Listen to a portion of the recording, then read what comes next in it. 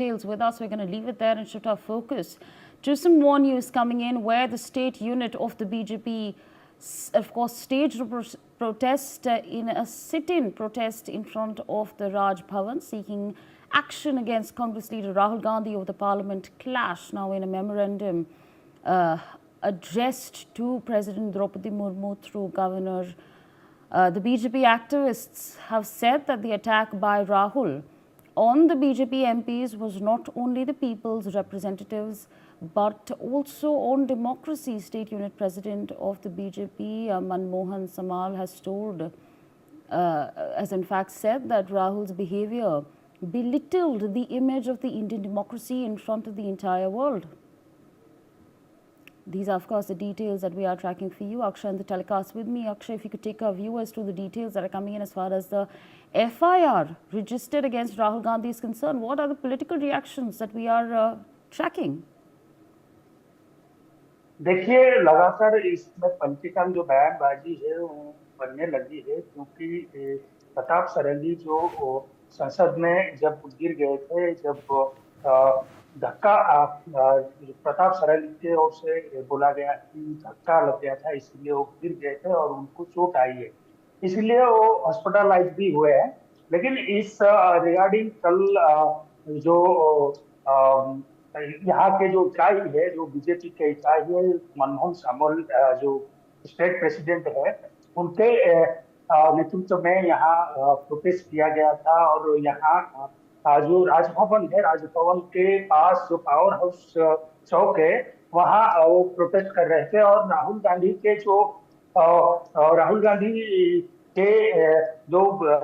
बयान जो प्रताप सरंगी ने दिया है कि राहुल गांधी एक एमपी को धक्का दिए थे और धक्का लगने के बाद वो उनके ऊपर गिर गए, और इसीलिए वो जो प्रताप सरंगी है वो भी नीचे गिर गए और वहां उनको चोट लगा है।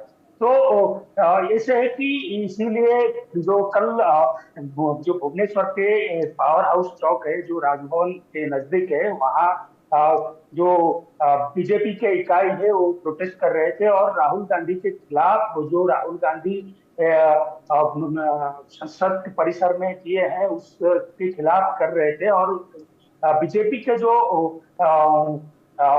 प्रेसिडेंट है उसका भी बोलना है कि राहुल गांधी जो ये पूरा जो लोकतंत्र है, लोकतंत्र के खिलाफ है, क्योंकि ये लोकतंत्र के मंदिर के परिसर में हुआ है, इसीलिए उनको ये करना नहीं चाहिए था। और उनको ये संज्ञान लेना चाहिए कि राहुल गांधी जो संसद परिसर में ऐसे कैसे कर सकते हैं, और क्योंकि वो भी सांसद है, वो भी अपोजिशन लीडर है, इसीलिए उनको ये नहीं करना चाहिए था। और वो जो प्रताप सरंगी है वो भी बुजुर्ग सांसद है, इसीलिए वो जब गिर गए उनको भी ध्यान रखना चाहिए था कि वो भी सांसद है। इसीलिए जो यहाँ के जो इकाई है वो कल प्रोटेस्ट कर रहे थे और उनके खिलाफ राज्यपाल के जरिए राष्ट्रपति को भी एक पत्र लिखा है, और पत्र में लिखा है कि राहुल गांधी जो किए हैं उसको हम जो निंदा करते हैं, क्योंकि राहुल गांधी को ऐसा नहीं करना चाहिए। ऑलराइट अक्षय, बने रहिए हमारे संग, हमारे साथ अभी जुड़ रहे हैं Anshu Awasthi ji, Congress spokesperson. Thank you so much for taking our time and speaking to us on NewsX. Now, of course, there's an FIR that has been lodged against Rahul Gandhi. Simultaneously, there are BJP protests that are taking place in Odisha. How do you view the developments that are taking place, and what's your response? पूरा देश BJP के इस कुकृत्य को देखकर आश्चर्यचकित भी है और बीजेपी पर थू-थू कर रहा है। मुझे आप बताइए, इनसे पूछिए कि राहुल गांधी ने कौन सा क्राइम कर दिया है, और जो आरोप लगा रहे हैं उसकी पुष्टि है इनके पास। दिन रात बेशर्म भाजपाई सीसीटीवी फुटेज तलाश का जांच करवाते रहे, किसी भी सीसीटीवी फुटेज में धक्का देते हुए नहीं आया। इसीलिए सोशल मीडिया पे सीसीटीवी नहीं है, सिर्फ हो हल्ला किया जा रहा है। क्यों? क्योंकि जो असली अपमान अंबेडकर का अमित शाह ने किया है, पूरे देश के दलित समाज के लोग, देश में जो संविधान को मानने वाले लोग हैं, बीजेपी और आरएसएस के लोगों को छोड़ के, वो सब आक्रोशित हैं। मुद्दे से ध्यान भटकाने के लिए राहुल गांधी जी का विरोध कर रहे हैं। भैया, आपने राहुल गांधी जी पे एफआईआर करा दी है, क्राइम ब्रांच उसकी जांच कर रही है। तो आप बताइए ना, सीसीटीवी फुटेज तो आपके पास है, उनको पब्लिक करिए, आप दिखाइए कि राहुल गांधी कहां धक्का दे रहे हैं। और मुकेश राजपूत जो खुद बोल रहे हैं इस बात को कि राहुल गांधी मेरे आगे थे, धक्का मुझे पीछे से आया, बैक साइड से, तो ये बीजेपी एक्सपोज हो चुकी है। दरअसल सच्चाई ये है कि ये पार्लियामेंट खुद नहीं चलने देना चाहते, ये नहीं चाहते कि वहां पर बेरोजगारी की बात हो जो 45 साल में सबसे ज्यादा है, जो 700 किसानों की जान चली गई 3 काले कानूनों पर। सिर्फ एक उद्योगपति के लिए काम हो रहा है, देश की अर्थव्यवस्था जॉबलेस जीडीपी तैयार की जा रही बीजेपी के द्वारा।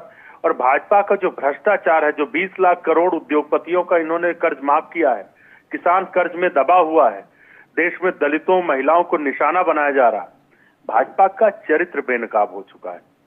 राहुल गांधी जी पर ये प्रोटेस्ट कर रहे हैं, ये बताइए ना, इनके वर्कर तो बता नहीं पा रहे हैं कि राहुल गांधी पे क्यों प्रोटेस्ट कर रहे हैं। भाई वो लीडर ऑफ अपोजिशन है, धक्का देने की बात कर रहे हैं, आपके पास कोई प्रूफ है नहीं। सीसीटीवी फुटेज तो सारे, इतने सारे कैमरे आपने लगवा दिए थे संसद के अंदर, कोई एक क्या सीसीटीवी फुटेज आया धक्का देते हुए? देखिए ये सब शिगुफा दिख रहा है, अमित शाह को बचाने की कोशिश है। अमित शाह की पूरी बीजेपी गुलाम है, इसीलिए अमित शाह पर जब हमला हो रहा, और इसलिए हो रहा क्योंकि अमित शाह ने इस देश के संविधान निर्माता बाबा साहब भीमराव अंबेडकर के ऊपर उनको अपमानित किया। अगर राहुल गांधी जी ने धक्का मारा है, मानिए कि ये प्रूव हो गया कि राहुल गांधी जी ने धक्का मारा है, तो क्या वो अपॉलॉजी इश्यू करेंगे? Will he do that? बिल्कुल करेंगे, अगर ये प्रूफ होता है बिल्कुल करेंगे। हमें माफी मांगने में कोई शर्म नहीं, हमको देश के लोगों से या सांसदों से मुझे कोई शर्म नहीं, लेकिन आप गलत आरोप लगाएंगे कि धक्का मारा। आपने इतने सारे तो कैमरे लगा रखे हैं, तो एक भी फुटेज क्यों नहीं बाहर आ रहा? हम तो ये पूछ रहे हैं, आखिर क्यों, क्या दिक्कत है? देखिए ये सब ड्रामा जो रचा जा रहा है, हम तो कह रहे हैं अमित शाह कब माफी मांगेंगे जिन्होंने अंबेडकर का अपमान किया है, जिन्होंने पार्लियामेंट के अंदर, जिस पार्लियामेंट में उसी बाबा साहब के बनाए संविधान के तहत वो पहुंचे हैं, वहां पर वो मिनिस्टर हैं, और उन्होंने जिस तरीके का अपमान किया, लोगों में आक्रोश है। उस मुद्दे से कैसे ध्यान भटकाया जाए, इसके लिए ये षड्यंत्र ड्रामा चल रहा है।